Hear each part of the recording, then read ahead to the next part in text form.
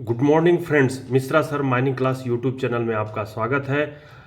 आज की वीडियो में आपके सामने वेंटिलेशन सब्जेक्ट का जो फर्स्ट क्लास की 2021 की जो क्वेश्चन पेपर है उसके क्वेश्चन 51 से 60 तक के क्वेश्चन को सॉल्व करने जा रहे हैं फ्रेंड्स।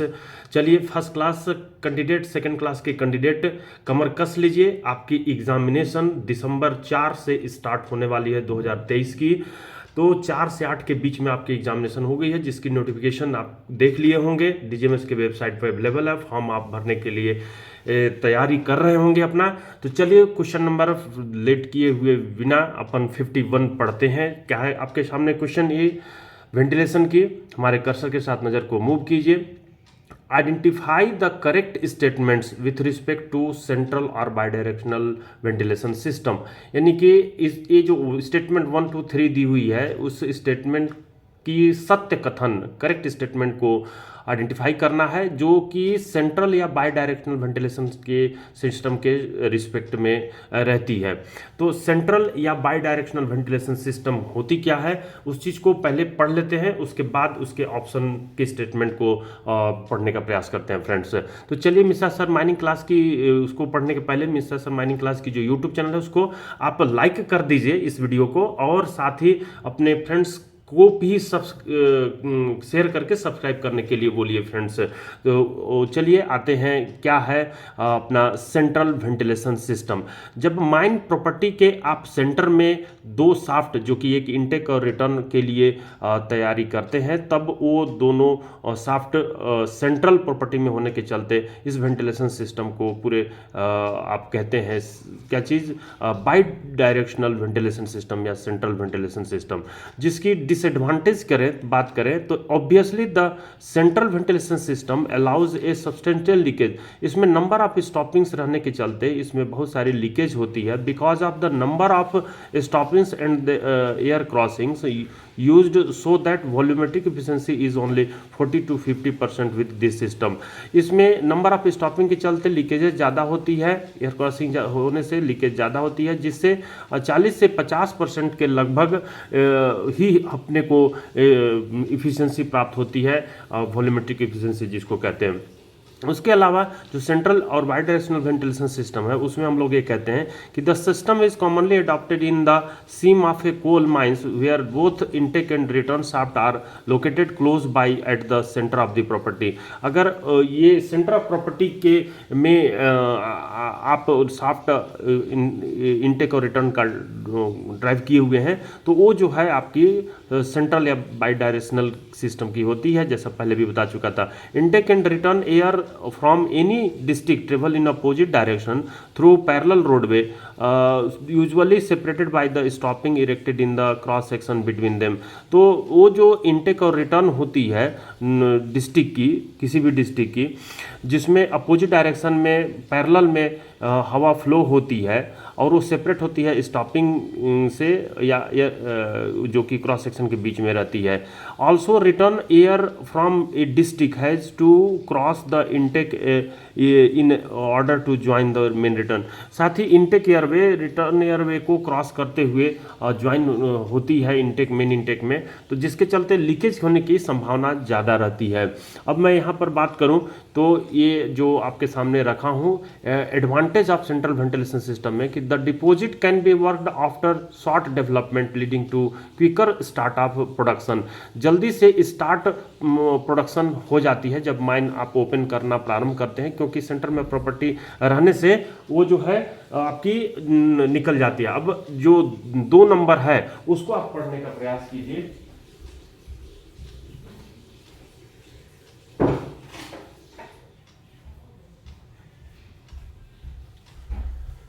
तो 2 नंबर में आपके सामने है, long development heading are not necessary and hence there is no associated problem of their ventilation. Long development heading are necessary, long development heading are not necessary and hence there is a no associated problem of their ventilation. इसमें क्या है कि लंबी development नहीं करनी पड़ती है, जिसके चलते इसमें जो एसोसिएटेड प्रॉब्लम है वेंटिलेशन के वो उत्पन्न नहीं हो पाते हैं। Central pit cause less loss of mineral in shaft pillar. Shaft pillar के रूप में जो साफ्ट को स्टेबल रखने के लिए हम लोग कोयले का ब्लॉक छोड़ते हैं उसको सॉफ्ट पिलर कहते हैं। तो उस सेंट्रल पिट के केस में इसकी जो सॉफ्ट पिलर में कोयले छोड़ी जाती है वो कम रहती है, क्योंकि दोनों नज़दीक में होते हैं, कंबाइन सॉफ्ट पिलर के रूप में हो जाता है। Sinking of deep pit close together economize the cost of sinking as certain common facility can be shared. दोनों सॉफ्ट जब एक साथ आप पास पास रख करके सिंक करने का प्रयास करते हैं तो दोनों की फैसिलिटीज़ को आप कॉमन करके उसका यूटिलाइजेशन कर सकते हो।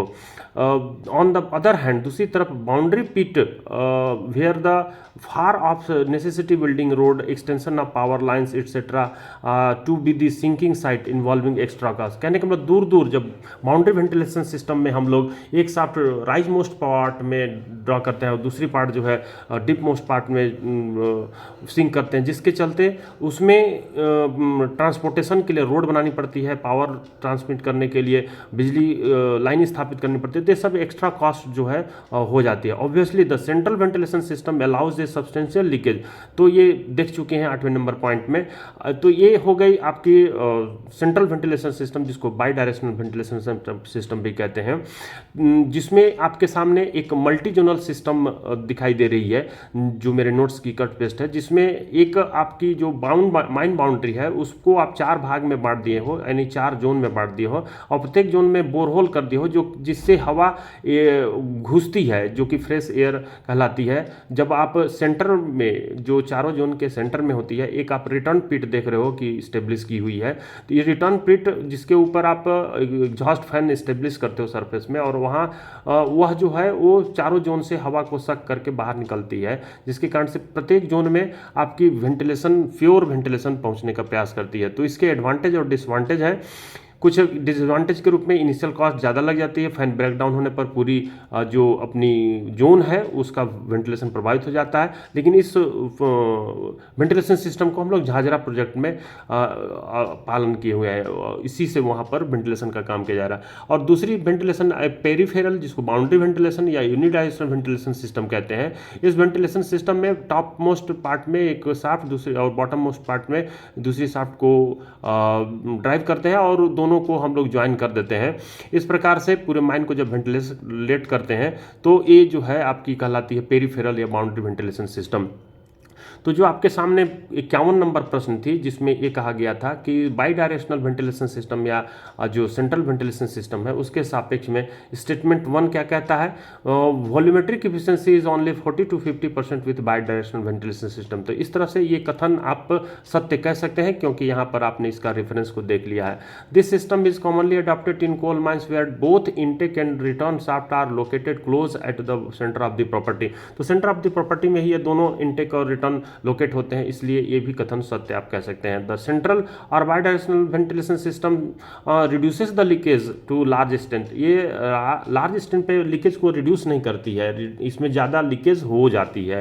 Hence given more volumetric efficiency, जिसके कारण से वॉल्यूमेट्रिक एफिशिएंसी ये कह रहा है कि 70 से 75। तो ये स्टेटमेंट आप कह सकते हैं कि गलत है। इस तरह से 1 और 2 स्टेटमेंट ही आपकी सही है। इस तरह से आंसर सी को टिक लगा करके आप आगे की ओर बढ़ सकते हैं। ये मेरे नोट्स का रेफरेंस दिया हुआ है, जिसमें हम लोग मल्टी जोनल वेंटिलेशन सिस्टम भी समझ लिए और पेरीफेरी वेंटिलेशन समझे ही। तो चलिए ये हम लोग देख चुके हैं। क्वेश्चन नंबर 52 पर आते हैं। क्या कह रहा है, a man when doing hard work, एक आदमी जब हार्ड वर्क करता है कन्फाइंड स्पेस में, जिसमें ब्रीथ कर रहा है 60.9 × 10⁻³ cubic metre of air per minute. एक मिनट में आदमी वो कन्फाइंड स्पेस में वो 60.9 क्यूबिक मीटर हवा ले रहा है। तो ही कंज्यूम, और वो कंज्यूम कर रहा है 2.5 × 10⁻³ क्यूबिक मीटर ऑफ ऑक्सीजन।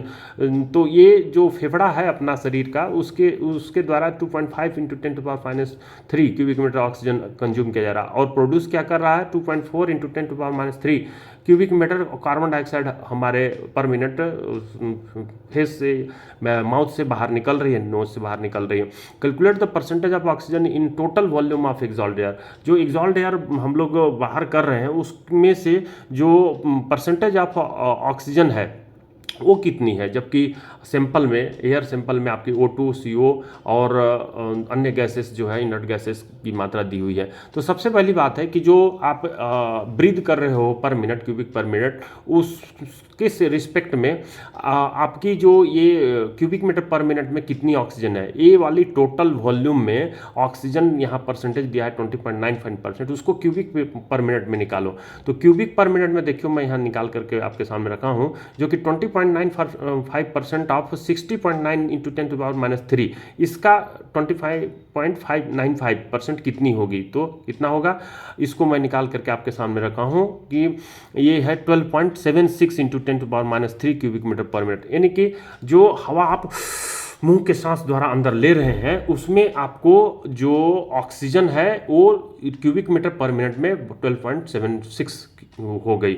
अब ये जो आप ले रहे हो और इसमें से आप बाहर निकाल रहे हो, प्रश्न में दिया हुआ है 2.5 इंटू 10⁻³ क्यूबिक मीटर, तो इसको घटा दो, तो जो आप छोड़ोगे वो वाली निकल जाएगी, मुंह से बाहर निकालोगे वो वाली निकल जाएगी।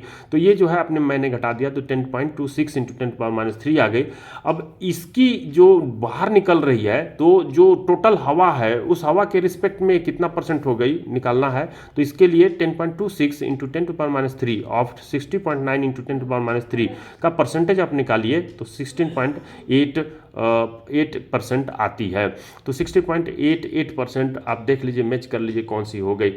तो ये ए नंबर आपको मैच कर रही है, ए नंबर को टिक लगाते हुए आगे की ओर बढ़ सकते हैं फ्रेंड्स।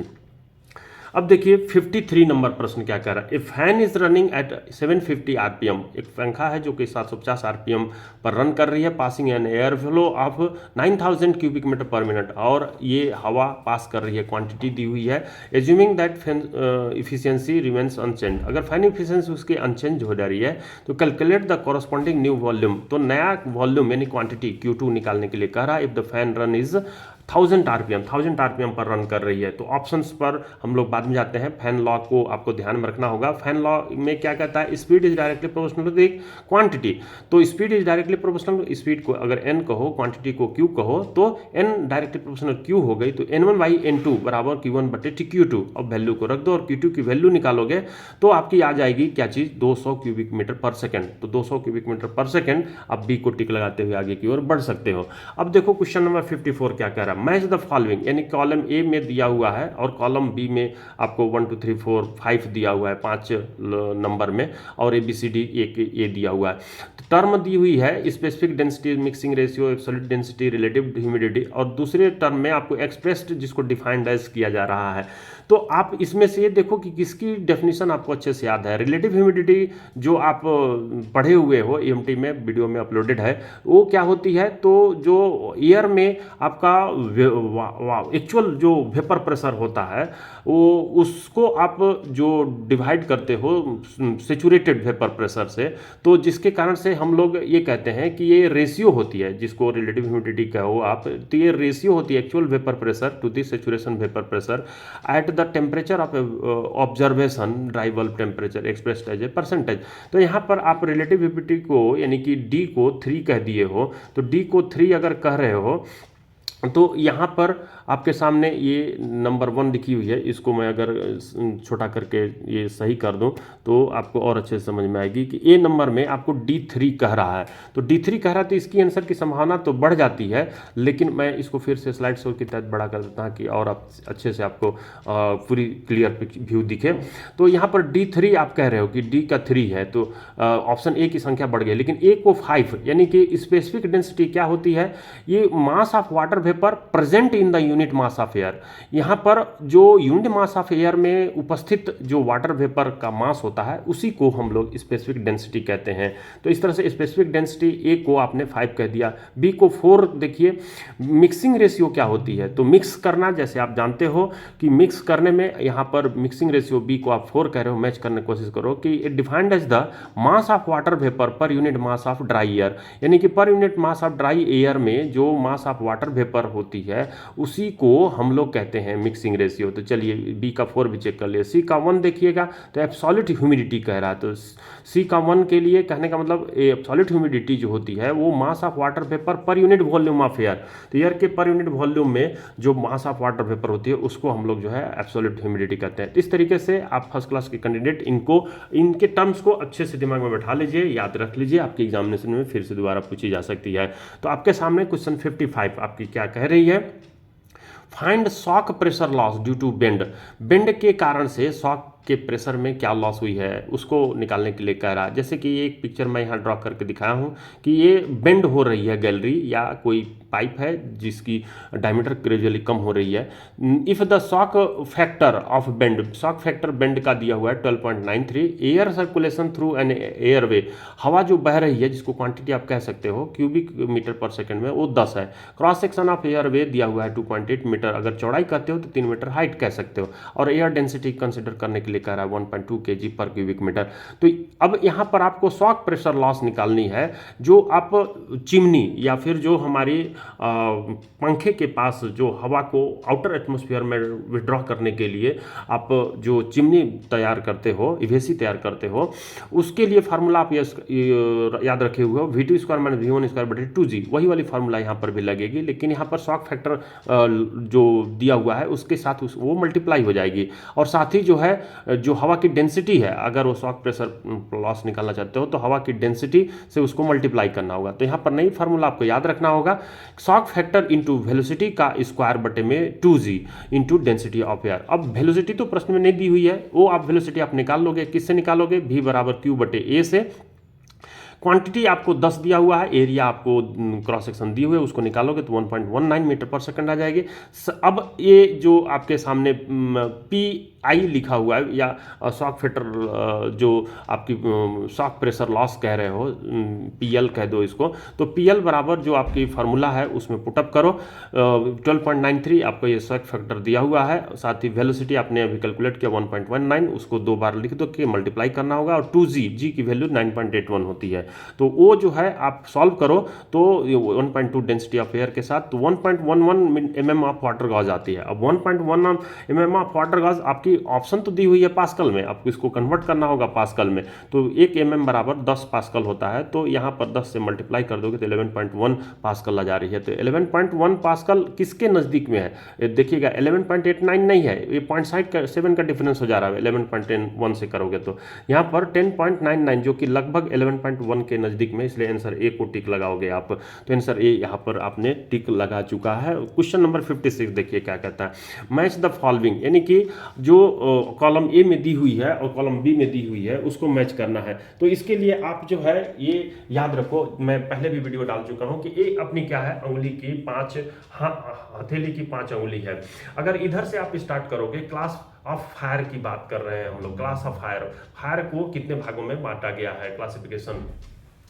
तो जो सॉलिड फायर होती है, ठोस फायर होती है, अगर इसमें आग लग जाती है तो ये सॉलिड है, इसको हम लोग क्लास ए फायर कहते हैं। तो ये हो गई सॉलिड फायर। अब अगर लिक्विड फायर की बात करें तो लिक्विड फायर यानी कि पेट्रोल की फायर होती है, डीजल की फायर होती है, केरोसिन की फायर होती है, तो वो जो फायर होती है वो कहलाती है क्लास बी फायर। तो आपने क्लास बी फायर याद कर लिया। क्लास सी फायर जो होती है गैसियस फायर होती है, किचन में रखा हुआ गैस का सिलेंडर हो या खदान के अंदर जो डिफरेंट गैस हो रही है उसमें अगर आग लग रही है तो वो क्लास सी फायर कहलाती है। उसी तरह से ये जो क्लास डी फायर है वो आपकी मेटल फायर, लोहे में जब आप स्मिथ में, ब्लैक स्मिथ में जाते हो या लोहार के पास जाते हो तो देखते हो कि लोहा को गर्म जब करता है, लोहा को पिघलाने के लिए, तो वो लाल गर्म के साथ निकलती है, तो वो वाली फायर जो होती है क्लास डी फायर कहलाती है, जो मेटल फायर कहलाएगी। और क्लास ई फायर जो होती है वो बिजली वाली फायर होती है, तो इलेक्ट्रिक फायर को हम लोग क्लास ई फायर कहते हैं। और एक क्लास एफ फायर होते हैं जिसको हम लोग, कुछ लोग उसको के फायर भी कहते हैं, जो खाने वाली तेल होती है वो किचन में जो इस्तेमाल होती है, तो वो वाली फायर जो होती है या हाइड्रोलिक फ्लूइड होती है उसमें जो आग लगती है तो वो जो है क्लास एफ फायर या जिसको के फायर के नाम से भी जानते हैं। तो ये जो क्लासेस रेस ऑफ फायर की बात कर रहे हैं, उसी को मैच करने के लिए कह रहा है। अब जिनको बुझाने के लिए भी अलग अलग एक्सटिंग्विशर इस्तेमाल करते हैं, मैं तो स्क्रीन शेयर कर रहा हूं, आप उनके भी याद कर लीजिएगा कि क्लास ए फायर को बुझाने के लिए क्या इस्तेमाल करेंगे, class B C D E को एफ को बुझाने के लिए क्या इस्तेमाल करेंगे। तो आपके सामने स्क्रीन में दिखाई दे रही है। अब उसको अच्छे से ध्यान से देखिए कि यहाँ पर जो आपके सामने क्लास ए फायर है, मैं कहा जैसे कहा था कि ये सॉलिड फायर होती है, तो यहाँ पर सॉलिड मटेरियल 3, ए का 3 आप ए टिक लगा सकते हैं, और ए का 3 जब वैसे करते हैं तो ए बी सी तीनों में ए 3 दिया हुआ है, तो डी और ई पर तो ध्यान नहीं देना है, लेकिन बी पर ध्यान दीजिए। बी जो है क्लास बी यानी कि लिक्विड 2 हो गई, तो 2 हो गई, तो ये मैच कर रही है कौन सी, बी यानी कि 2 मैच कर रही है, ये वाली। बी और सी हो सकती है। अब सी से क्लियर हो जाएगा कि कौन सा ऑप्शन राइट होगी। क्लास सी यानी कि गैसियस फायर यानी 1, तो ये 1 आ गई है, बी को आप टिक लगा सकते हैं। तो आंसर बी जो है यहाँ पर मैं आपको थोड़ी देर के लिए छिपा करके रखा हूँ, मैं बैक पे जा रहा हूँ, तो ये यहाँ पर आंसर बी ही लिखी हुई है। अब देखिए क्लास ए फायर जो होती है flammable material, example paper would के लिए आप यहाँ पर वाटर का इस्तेमाल कर सकते हैं। बाकी कोई भी क्लास बी वाली जो आप नहीं यूज करोगे वाटर में, क्लास सी में भी वाटर यूज नहीं करोगे, क्लास डी में भी नहीं करोगे, क्लास ई में भी नहीं करोगे, क्लास एफ में भी नहीं करोगे। पानी का इस्तेमाल आप जब पेंट वाली या पेट्रोल वाली आग में लग जाती है तो पानी उसमें नहीं डालोगे। उसी तरह से ब्यूटेन या मीथेन गैस में आग लग जाती है तो उसमें पानी नहीं डालोगे, या लिथियम या पोटेशियम जैसे मेटल फायर होती है तो ये इसमें आग लग जाओगे तो उसमें पानी नहीं डालोगे। उसी तरह से बिजली के फायर अगर होती है, जनरेटर कंप्यूटर में आग लगती है तो पानी से बुझाने का प्रयास नहीं करोगे। लेकिन क्लास ए फायर जो हम लोग कहते हैं चिप पेन्स होती है, फ्रायर्स होती है, जहां अपन किचन में यूज करते हैं फ्रायर्स चिप पेन्स, तो उसमें तेल के चलते अगर आग लग रही है तो कुकिंग फैट्स और ऑयल्स जो होती है तो उसमें पानी से बुझाने का प्रयास नहीं करोगे। अब आते हो ड्राई केमिकल पाउडर, जो कि हम लोग ABE के नाम से जानते हैं। तो ABE आपको ड्राई केमिकल पाउडर क्यों कहते हैं, क्योंकि ये क्लास ए फायर को यानी कि सॉलिड मटेरियल को बुझाने में काम आती है, तेल वाली आग को बुझाने में काम आती है। साथ ही जो है कुकिंग ऑयल्स जो होती है, फैट्स होती है, फ्रायर्स या चीप पैन्स में आग लगती है, तो सॉरी ये इसको हम लोग उसके बुझाने के लिए बात नहीं कर रहे हैं। हम लोग बुझाने के लिए जो कंप्यूटर जनरेटर बिजली की आग होती है उसमें हम लोग ड्राई केमिकल पाउडर का इस्तेमाल करते हैं। तो ABE ड्राई केमिकल को ABE आप याद रखिएगा।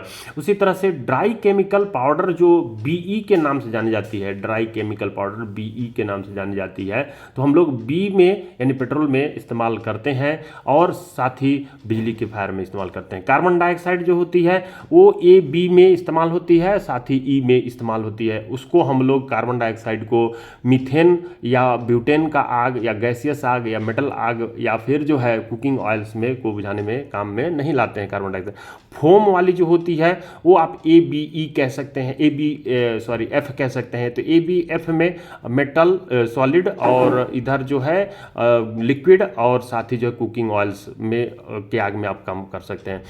और यहाँ पर जो वेट केमिकल होती है उसका इस्तेमाल हम लोग सॉलिड के लिए और जो कुकिंग ऑयल्स होती है उसके बुझाने के लिए वेट केमिकल का इस्तेमाल करते हैं। तो इस तरीके से आपने देखा कि कौन सा एक्सटिंग्विशर किस आग को बुझाने के लिए काम में लाई जाती है। आते हैं क्वेश्चन नंबर 57 पे फ्रेंड्स, क्या कह रहा है, मैच द फॉलोइंग, यानी इसमें भी 2 टेबल दिए हुए हैं, 2 कॉलम दिए हुए हैं, जिसमें स्टॉपिंग डेम दिया हुआ है, स्टॉपिंग और डेम के बारे में ABCD दिया हुआ और उधर उसकी थिकनेस शायद दी हुई है। देखिए स्टॉपिंग डेम हम लोग यहाँ पर पहला कह रहे हैं, ए नंबर कह रहे हैं ब्रिक आइसोलेशन स्टॉपिंग, यानी ईंटे से जब आप स्टॉपिंग तैयार करते हो तो उसकी मोटाई कितनी होनी चाहिए, तो 1.5 होनी चाहिए, 0.5 होनी चाहिए, 0.25 होनी चाहिए, 1 मीटर होना चाहिए। तो रेगुलेशन में जो आपका रेगुलेशन है उसमें तो बताया गया है कि 0.25 मीटर से कम नहीं होनी चाहिए। तो जब आप ब्रिक से काम करते हो या फिर जो है 0.15 मीटर से कम नहीं होना चाहिए जब आप सीमेंट कंक्रीट रेनफोर्स्ड का इस्तेमाल करते हो। तो यहाँ पर लेकिन डीजे देशमुख का मैं कटमेस्ट आपके सामने रखा हूँ, जिसमें thickness of stopping is nearly 1 metre near the roof and it is increases 15 centimetre for every 3 metre height, मतलब प्रत्येक 3 मीटर हाइट पर एक 0.15 मीटर उसकी थिकनेस हम बढ़ाते जाते हैं और जनरली रूफ के पास इसकी थिकनेस जो है 1 मीटर रखी जाती है। तो इस संबंध से हम यहाँ पर 1 मीटर ब्रिक्स आइसोलेशन स्टॉपिंग को A का 4 कह सकते सकते हो। तो इफ का 4 अगर कह रहे हो तो walls of air crossing, walls of air crossing के संबंध में जो अपने 2017 रेगुलेशन है उसी में देखिए जो कहा हुआ है 10 नंबर में क्या कह रहा है, the partition of wall of every air crossing shall not be less than 25 centimetre in thickness if constructed of masonry और concrete not properly reinforced and not less than 15 centimetre in thickness if constructed of properly reinforced concrete. अगर लोहे के rod द्वारा concreting करके बनाई गई है तो 15 सेंटीमीटर से कम नहीं होनी चाहिए, और यदि ब्रिक सीमेंट से बनाई गई है, मैसोनरी कंक्रीट से बनाई गई है तो वो जो है 25 सेंटीमीटर से कम नहीं होनी चाहिए। तो ये जो एयर क्रॉसिंग है उसको आप ये कह सकते हो बी का 3। तो बी का 3 आपको ई नंबर में मैच हो रहा है, ई नंबर को टिक लगाने की संभावना बढ़ जा रही है। सी का 1 कंक्रीट डेम जो होती है वो 1.5 मीटर की, मैं यहाँ आपके सामने कट पेस्ट रखा हूँ, thickness of water dam it is assume that the concrete dam should be built thickness of dam comes to 0.6 metre, however no concrete dam should be less than 1.5 metre, यानी कि concrete dam का thickness जो है 1.5 metre से कम नहीं होगी। इस संबंध में आपके सामने और प्रिकॉशंस रखे हुए हैं, इसको आप आराम से पढ़ करके किस टाइप का कंस्ट्रक्शन में क्या सावधानी बरतते हैं डैम का वो आप जान सकते हैं। साथ ही जो है यहाँ पर आरसीसी आइसोलेशन स्टॉपिंग जो होती है, आरसीसी आइसोलेशन स्टॉपिंग हम लोग ये कहते हैं कि ये 0.5 मीटर, हाफ मीटर से कम नहीं हो सकती है। तो ये जो आपकी ऑप्शंस दी हुई है उसके क्रम में ये आप मैच करके आंसर ई को टिक लगाएंगे। फ्रेंड्स आते हैं नेक्स्ट प्रश्न 58 नंबर में, क्या कह रहा है कि if split A has resistance R, एक स्प्लिट है, मान के चलो डिस्ट्रिक्ट ही हम इसको कहते हैं जिसका रेजिस्टेंस आर है। स्प्लिट बी है हैज़ रेजिस्टेंस ऑफ 4 आर, जिसकी रेजिस्टेंस जो है 4 आर है। Calculate the quantity of air flowing in split A. अब यहाँ पर ए में हवा कितना बह रही है उसको निकालने के लिए कह रहा है। If total quantity of air circulating is 1000 cubic metre per minute, अगर टोटल हवा जो है 1000 cubic metre per minute flow हो रही है तो यहाँ पर इसको समझना है कि ये पैरेलल में कनेक्टेड है। जनरली जो होती हैं हम लोग के स्प्लिट ए और स्प्लिट बी जो दी हुई है वो पैरेलल मानते हैं, और उसको पैरेलल में रिजल्टेंट जो रेजिस्टेंस होती है वो 1/√r बराबर 1/√r1 प्लस 1/√r2, ये इस तरीके से फार्मूले में आप टुपटप करते हो। तो √4r जो आपकी दी हुई है क्या चीज़, ये जो वैल्यू रखोगे किसका 1/√r1 का 1/√r1 की वैल्यू जो है आर दिया हुआ है तो वो आर रख लो, एक रख लेना। जैसे मैं यहाँ पर बोर्ड में बनाने का प्रयास कर रहा हूँ, आप इसको समझने का प्रयास करो, क्योंकि यहाँ पर मैं एक लाइन शॉर्ट कर दिया हूँ शायद समझ में ना आए। तो देखो आप 1/r' बराबर अगर कहोगे तो ये फार्मूला आपको रूट के अंदर आपको याद रखना होगा कि 1/r1 प्लस 1/√r2, ये आपको याद रखना है। पैरेलल कनेक्शन जब रेजिस्टेंसेस या स्प्लिटेड का करते हो तो इस केस में आप इसको अगर सॉल्व करोगे, वैल्यू डायरेक्ट रखो जो आपको दिया हुआ है क्वेश्चन में 1/ इसको R1 यानी कि पहले स्पीड का जो वैल्यू दिया हुआ है वो रेजिस्टेंस R दिया हुआ है, दूसरे का जो रेजिस्टेंस दिया हुआ है वो कितना दिया हुआ है 4R दिया हुआ है। अब इन दोनों को ऐड करना है तो एलसीएम लेना पड़ेगा। एलसीएम क्या लोगे, √4r ले लो, ये √4r दोनों का एलसीएम कहलाएगा। अब ये √4r में जो ये डिनोमिनेटर है, √4r का जो डिनोमिनेटर है, ये डिनोमिनेटर है, इसको आप भाग दोगे क्या चीज से, √r से। तो यहाँ √r, ये r जो है कैंसिल होगा, क्या बचेगा √4 बचेगा। √4 की वैल्यू क्या होती है, 2 होती है, तो आप 2 रखोगे यहाँ पे प्लस। अब √4r को √4r से डिवाइड करोगे तो क्या आएगा 1 आएगा, 1 को न्यूमरेटर से मल्टीप्लाई करोगे तो 1 आएगा। इस तरीके से क्या आ रही है 3 में √4r आ रही है। √4r जो आ रही है इसको आप, ये दिया हुआ है यहाँ पर किसके इक्वल में, ये दिया हुआ है आपका 1/ जो रिजल्टेंट है वो दिया हुआ है, तो इसको आप पलटी कर दो, न्यूमरेटर को डिनोमिनेटर और डिनोमिनेटर को न्यूमरेटर में, तो ये क्या हो जाएगी r' 1 बराबर ये हो जाएगी √4r/3। अब बोथ साइड को क्या कर दो, स्क्वायरिंग कर दो, स्क्वायरिंग बोथ साइड, यहाँ पर कहोगे स्क्वायरिंग बोथ साइड। अगर बोथ साइड स्क्वायरिंग करते हो तो क्या हो जाता है, ये रूट जो है यहाँ से हट जाएगी, आर डैश बचेगी, आर डैश बराबर इसी तरह से ये जो इस रूट यहाँ से भी हट जाएगी, तो ऊपर में तो 4r हो जाएगा, लेकिन 3 का स्क्वायर करोगे तो क्या हो जाएगा, 9 हो जाएगा। तो इस तरह से आर डैश की वैल्यू यानी रिजल्टेंट रेजिस्टेंस की वैल्यू जो होती है 4r/9 आ रही है दिए गए प्रश्न के लिए। अब आपके प्रश्न में ये दिया हुआ है क्या, लेकिन प्रेशर लॉस निकालने के लिए कह रहा है, स्प्लिट ए के अंदर का प्रेशर लॉस निकालने के लिए कह रहा है। तो मैं इसको मिटा देता हूं, आपको अगर नोट करना है तो नोट कर सकते हैं, या स्क्रीन में शेयर किया हूं उससे देख करके आप देख सकते हैं। तो अब यहाँ पर आपको निकालनी क्या है, निकालनी है P बराबर प्रेशर, P निकालना है। तो आप ये कहते हो, क्या कहते हो कि P बराबर क्या होता है, RQ स्क्वायर होता है, RQ स्क्वायर होता है। अब यहाँ पर आपको P तो निकालना है, क्वांटिटी निकालना है, क्या कह रहा है, क्वांटिटी निकालना है, और क्या दिया हुआ है, क्यूबिक मीटर पर मिनट में वो दिया हुआ है क्वांटिटी। तो इस तरीके से जो आपकी वैल्यू है वो निकालोगे, क्या चीज़ का, P बराबर R की वैल्यू अभी निकाले हो कितना, 4r/9, 4r/9 निकाले थे, 4r/9, तो ये 4r/9 इंटू क्यू, क्वांटिटी दिया हुआ कितना, 1000 cubic metre per minute, 1000 into 1000, ये हम कर दिए। तो ये तो प्रेशर की वैल्यू हुआ, लेकिन आपसे पूछा क्या है, ये जो स्प्लिट में फ्लो होने वाली बट रिफाइन, बट क्या निकालना है आपको, और air quantity, air flow in split A, split A में जो ए वाली एक स्प्लिट थी, दूसरी वाली स्प्लिट थी, तो स्प्लिट ए में जो आपकी निकालनी है हवा कितनी फ्लो हो रही है उसको निकालनी है। तो अब यहाँ पर अगर आप क्यू स्क्वायर बराबर कहोगे तो P बटे में क्या हो जाएगी, R हो जाएगी। अब P की वैल्यू आप यहाँ निकाले हो, तो P की वैल्यू ये रख दो, 4r/9 इंटू में 1000 इंटू 1000 डिवाइडेड बाई R तो पहला स्पीड का रेजिस्टेंस R ही है, तो यहाँ पर हमको R रखना पड़ेगा। तो ये R और AR कट जाएगी। अब इस तरह से मल्टीप्लाई करोगे तो 4 पर कितने जीरो हो जाएंगे, 6 जीरो हो जा रहे हैं, 3 4 5 6, तो 6 जीरो हो गए, डिवाइडेड बाई में 9। तो ये आ रही है क्यू स्क्वायर बराबर, लेकिन क्यू बराबर कहोगे तो बोथ साइड स्क्वायरिंग करना, स्क्वायर रूट निकालना होगा। तो ये डबल जीरो का एक सिंगल जीरो होगा, डबल जीरो का एक सिंगल जीरो, 4 का क्या होता है स्क्वायर रूट 2 होता है, डबल जीरो का एक जीरो, ये फिर एक जीरो फिर एक जीरो, तो 2000 आ रही है, डिवाइडेड बाई में ये जो आपके सामने है 9 का क्या हो जाएगा, 3 हो जाएगा। अब इसको डिवाइड करो तो 666.66 ये क्यूबिक मीटर जो आपके प्रश्न में दी हुई है ऑप्शन में मिनट में। तो अब इसको मैच करने का प्रयास करोगे कि 666.6 किस में आ रही है।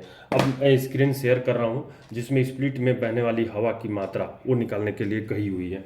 देख रहे हो आप प्रश्न में क्या कहा हुआ है, split A has the resistance R and split B has resistance 4R, calculate the quantity of air flowing in split A if total quantity of air circulating is 1000 cubic metre per minute. तो इस तरीके से जो resultant R dash है 4r/9 निकाल चुके हैं, और P बराबर RQ स्क्वायर से हम लोग ये वैल्यू निकाल चुके हैं, और एयर स्प्लिट जो ए में फ्लो हो रही है उसको P/R से आप निकालोगे, P का वैल्यू रखोगे, और R पहले से स्प्लिट ए का R ही दिया हुआ है, तो इस तरह से आप काटोगे तो ये आएगी जो कि 666.66 क्यूबिक मीटर पर मिनट। तो आप आंसर B को जो मैच कर रहा है B उसको टिक लगाते हुए आगे की ओर बढ़ोगे। अब देखो क्वेश्चन नंबर 59 क्या कह रहा है, identify the correct statements with respect to velocity and velocity pressure. Velocity और वेलोसिटी प्रेशर के संबंध में आपको स्टेटमेंट सही छांटनी है। स्टेटमेंट 1 कह रहा है, pressure exerted by the internal energy of the air movement is called the velocity pressure. मतलब कि हवा का जो आंतरिक ऊर्जा होता है उसके द्वारा जो एक्सर्ट महसूस की जाती है प्रेशर, वही कहलाता है वेलोसिटी प्रेशर। तो नहीं, ये गलत है। हवा के आंतरिक ऊर्जा द्वारा जो प्रेशर एक्सर्ट की जाती है उसको हम लोग वेलोसिटी प्रेशर नहीं कहते। स्टेटमेंट 2 देखो, pressure exerted by the kinetic energy of air movement, जो हवा मूवमेंट होती है उसके काइनेटिक एनर्जी जो उसके अंदर होती है और उसके द्वारा जो एक्सर्ट की जाती है प्रेशर, उसी को हम लोग वेलोसिटी प्रेशर कहते हैं। It is a right statement. आपके रेफरेंस के लिए मैं यहाँ रख दिया हूँ। Velocity pressure is the pressure required to accelerate air from zero velocity to some velocity v and is proportional to the kinetic energy of the air stream. तो kinetic energy of air stream के directly proportional होती है, जितनी ये बढ़ेगी उतना ही जो है वेलोसिटी प्रेशर बढ़ेगा। तो के ई प्रेशर के डायरेक्टली प्रोपोर्शनल होता है। अब स्टेटमेंट 3 देखिए, 2 को आपने सही कर दिया, 1 को गलत कर दिया। If the area double in the airway, अगर एरिया एयरवे का डबल कर दे रहे हैं, the air velocity will be reduced to 1/2 of the same air quantity. Same air quantity के लिए उसका जो वेलोसिटी होगी, एयर वेलोसिटी, वो जो है हाफ हो जाएगी। अब इसके लिए देखिए, एरिया को आपने 2a कर दिया है, परंतु आप फार्मूला जानते हो क्या, वेलोसिटी के लिए v बराबर q/a। अब यहाँ पर a की जगह पे अगर 2a रख देते हो तो ये देखोगे कि पहले के सापेक्ष में 1/2 हो जा रही है, तो इस तरह से पहले की वेलोसिटी का हाफ हो जाएगा। इस तरह से आप स्टेटमेंट 3 को भी सही कहोगे। स्टेटमेंट 2 और 3 आपकी सही है, यानी कि आप देखोगे ऑप्शन में जो दिया हुआ है 2 और 3, ये आपकी सही हो रही है। अब देखो 4 नंबर पे पढ़ लो, velocity pressure exerts equal in all direction. Velocity pressure हर दिशा में इक्वल प्रेशर एक्सर्ट करती है, and it may be either positive और नेगेटिव, या तो ये पॉजिटिव होती है या तो नेगेटिव होती है। तो नहीं, ये जो है हर दिशा में इक्वल प्रेशर नहीं जो है ड्रॉ करती है। इस तरह से आप ये कहोगे कि ये जो आंसर ए है वही राइट आंसर है। अगर ये जो कह रहा हूँ जो लास्ट स्टेटमेंट है, ये स्टेटमेंट आपकी अगली प्रश्न की कट गई है, आ गई है, तो इसको हम यहाँ से डिलीट कर दे रहे हैं। चलिए, तो 59 नंबर प्रश्न आपकी कंप्लीट हो गई है, जिसमें आपने कहा है कि वेलोसिटी प्रेशर काइनेटिक एनर्जी के डायरेक्ट प्रोपोर्शनल होता है और काइनेटिक एनर्जी के चलते ही वेलोसिटी प्रेशर हवा द्वारा एब्जॉर्ब की जाती है, एक्सर्ट की जाती है। तो मैं स्लाइड शो के तहत फिर से बड़ा कर देता हूं और क्वेश्चन नंबर हम लोग 60 में आते हैं, जो आज की आखिरी क्वेश्चन होगी। उसके बाद नेक्स्ट वीडियो में नेक्स्ट क्वेश्चन को सॉल्व करेंगे, आगे की क्वेश्चन को सॉल्व करेंगे। ये 59 कंप्लीट हो चुकी है, 60 पर आ रहे हैं। Determine the Reynolds number and nature of flow given data. Mine airway size 2.2 metre into 1.8 metre, velocity of air 0.016 metre per second, kinetic velocity दिया हुआ 0.16 इंटू 10 टू दी पावर -4, यहाँ 10 के पावर में -4 लिखी है, जिसको वर्ड के रूप में लिख दिया हूँ, मीटर स्क्वायर पर सेकंड। इसकी जो काइनेमेटिक विस्कोसिटी की जो यूनिट होती है वो मीटर स्क्वायर पर सेकंड होती है। अब यहाँ पर रेनॉल्ड नंबर आपको निकालनी है। रेनॉल्ड नंबर क्या बताती है, तो ये नेचर ऑफ फ्लो बताती है। रेनॉल्ड नंबर से हम नेचर ऑफ फ्लो जानने का प्रयास करते हैं, जिसके लिए ये कहा गया है कि ये जो इनर्शिया फोर्स होती है और जो विस्कस फोर्स होती है, इनर्शिया फोर्स और विस्कस फोर्स के बीच का ही रेशियो कहलाता है क्या चीज, रेनॉल्ड्स नंबर। रेनॉल्ड्स नंबर अगर इसको RE से आप डिनोट कर रहे हैं तो इनर्शिया फोर्स, इनर्शिया फोर्स और विस्कस फोर्स का जो रेशियो होता है वो कहलाता है क्या चीज, रेनॉल्ड्स नंबर। अब यहाँ पर हम लोग ये याद करते हैं फार्मूला के रूप में, रो VD बटे में म्यू। यहाँ पर वेयर करके आपको याद करना होगा कि ये रो क्या है, ये जो फ्लो हो रही है, चाहे एयर फ्लो हो रही है तो एयर की डेंसिटी, लिक्विड फ्लो हो रही है तो लिक्विड की डेंसिटी। रो जो है डेंसिटी ऑफ फ्लूइड है, डेंसिटी ऑफ फ्लूइड है। साथ ही V जो है वेलोसिटी ऑफ फ्लूइड है जो उसमें फ्लो हो रही है। D क्या है, डायमीटर ऑफ जो माध्यम है। अगर गैलरी में फ्लो हो रही है अंडरग्राउंड की तो गैलरी का डायमीटर को लेंगे, लेकिन रेक्टेंगुलर अगर रहती है तो रेक्टेंगुलर के लिए फॉर्मूला होती है, आपको याद कर लेते हैं, डायमीटर ऑफ एयरवे या डायमीटर ऑफ एयरवे या जो पाइप है उसकी डायमीटर। तो यहां पर याद रखना होगा 4a बटे में जो डायमीटर होती है 4a/में जो हमारे फार्मूला के रूप में कहेंगे कि 4a/में पेरीमीटर किसके लिए? For rectangular. अगर जैसे अंडरग्राउंड की गैलरी जो होती है वो क्या होती है, उसकी क्रॉस सेक्शन रेक्टेंगुलर होती है। जो फेस दिखाई देती है अंडरग्राउंड की वो चौड़ाई ज्यादा होती है, ऊंचाई कम होती है। तो ये रेक्टेंगुलर के लिए आपने ये ले लिया। लेकिन अगर डायमीटर सर्कुलर है तो डायमीटर हम लोग डायरेक्ट ले लेंगे। और म्यू जो है इसको हम लोग बोलते हैं viscosity of fluid.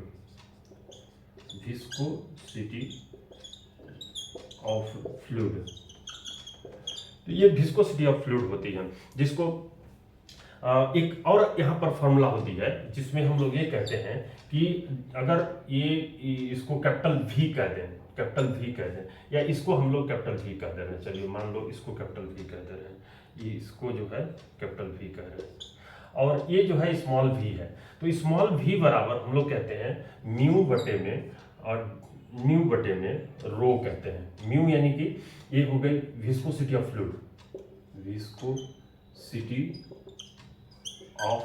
Fluid, divided by density.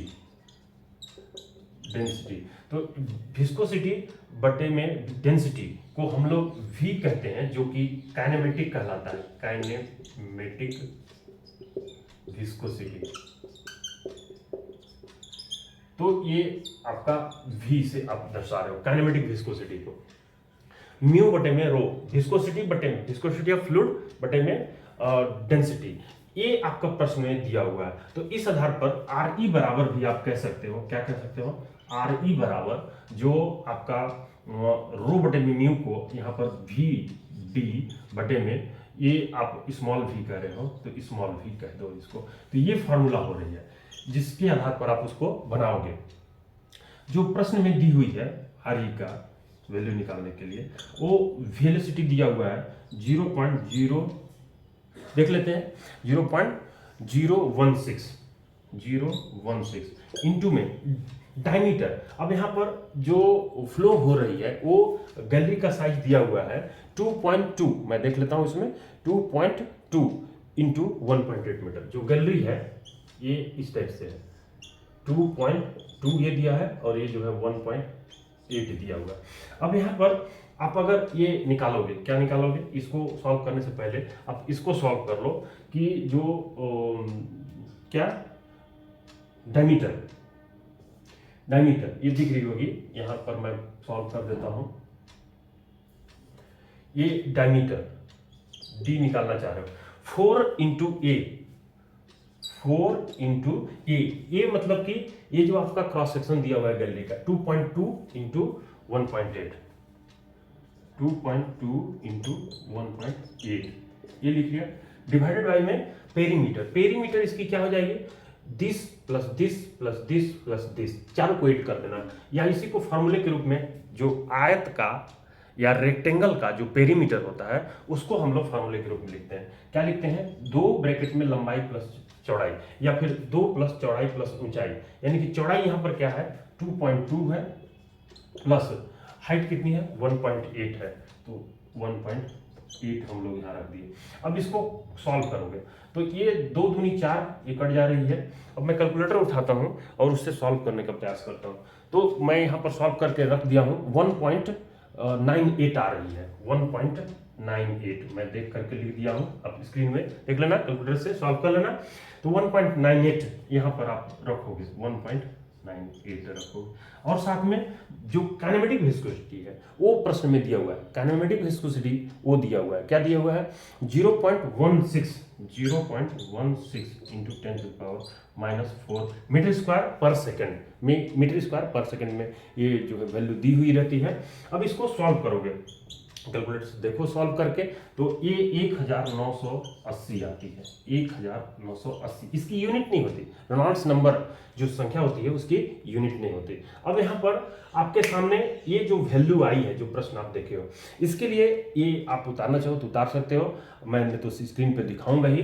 तो ये जो वैल्यू आई है, इस वैल्यू के आधार पर जो हवा या जो लिक्विड या फिर जो पानी फ्लो हो रही है, नदी में फ्लो हो रही है या किसी पाइप में फ्लो हो रही है, मेथन डैम से जो पानी आ रही है, कि आपकी रिवर से पानी आ रही है, तो उस पाइप में जो फ्लो हो रही है या गली में जो हवा फ्लो हो रही है, उसका नेचर कैसा होता है उसको हम लोग जानने वाले हैं टेबल के तहत से।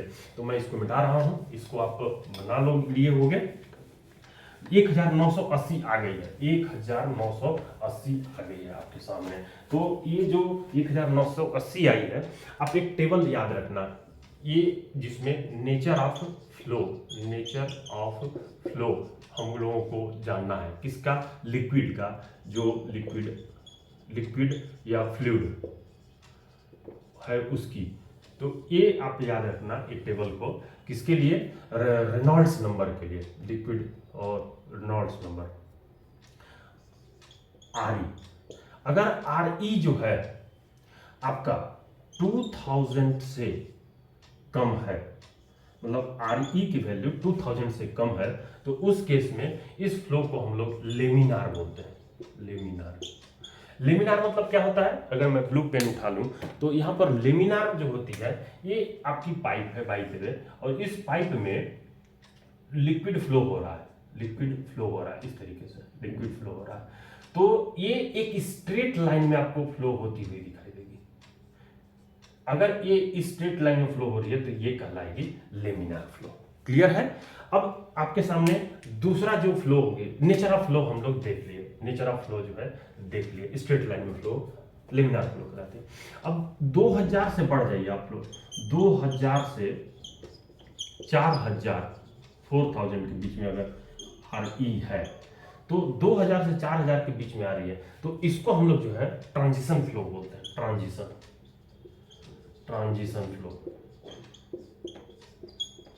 फ्लो कहते हैं। अब ट्रांजिशन फ्लो में क्या होता है कि ये जो मैं ब्लू कलर से अगर बनाने का प्रयास करूं ट्रांजिशन फ्लो को, तो ये आपकी पाइप है या गैलरी है, जिसमें हवा जो होती है, सेंटर वाली जो हवा होती है वो तो लेमिनार की स्टाइल की होती है, लेकिन जो रास्ते के नजदीक पिलर साइड में, जो वाल के साइड में या पाइप के वाल के साइड में जो हवा फ्लो होती है, वो कैसी होती है, इस टाइप से होती है, जिगजैग मोशन में।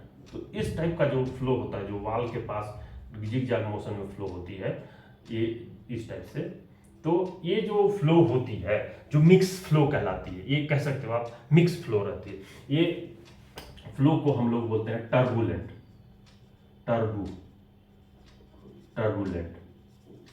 तो ये फ्लो जो होती है टर्बुलेंट की होती है, लिख दे रहा हूं, टर्बुलेंट फ्लो होती है। तो इस तरीके से आप यहाँ पर ये सेकंड वाले को आप एक याद रखिएगा कि 2000 से 4000 के बीच में अगर RE आ रही है तो वो ट्रांजिशन फ्लो कहलाएगी। अब यहाँ पर आपको RE जो अगर आती है ग्रेटर देन 4000 से अधिक आती है, तो ये वाली फ्लो जो है कहलाती है क्या चीज, ये वाली फ्लो टर्बुलेंट फ्लो कहलाती है। टर्बुलेंट फ्लो में हम लोग पहले ही बता चुके हैं कि जब कोई पाइप में या गली के रास्ते में अगर इस टाइप से हवा फ्लो हो रही है, टेढ़ा मेढ़ा अगर फ्लो हो रही है, तो ये जो फ्लो होगी वो टर्बुलेंट फ्लो कहलाएगी। तो इस तरीके से नेचर ऑफ फ्लो का आप उन्हें पता करते हैं कि जो लिक्विड है या फ्लूइड है वो फ्लो कैसे हो रही है। तो ये आप रेनॉल्ड्स नंबर, जिस पर 3 से 4 प्रश्न सेकंड क्लास हो या फर्स्ट क्लास हो या गेट के एग्जाम में हो, उसमें ये तो पूछती है। तो आपके सामने रेफरेंस भी दिया हुआ है, रेनॉल्ड्स नंबर, इनर्शिया फोर्स बटे विस्कस फोर्स। साथ ही there is a 2 type of flow, namely streamline या turbulent, and the nature of flow is govern by the dimension of the parameter is called the Reynolds number.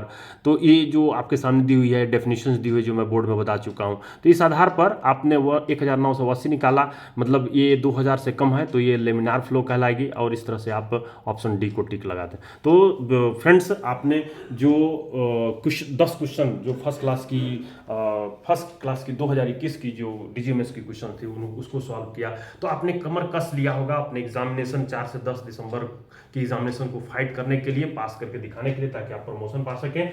तो चलिए, Mishra sir mining class की YouTube channel को आप like करते हुए subscribe अगर नहीं किए हैं तो सब्सक्राइब कर दीजिए, इस वीडियो को जरूर लाइक कीजिए और अपने फ्रेंड्स के पास भी शेयर करके उनको भी सब्सक्राइब करने के लिए बोलिए। साथ ही क्लासेस चल रही है, ऑनलाइन क्लासेस आप सैटरडे संडे को ज्वाइन कर सकते हैं। कमेंट्स बॉक्स में कमेंट्स देते हुए अपनी समस्या को सामने में रखिए फ्रेंड्स। थैंक यू, अगले वीडियो में फिर से मिलते हैं।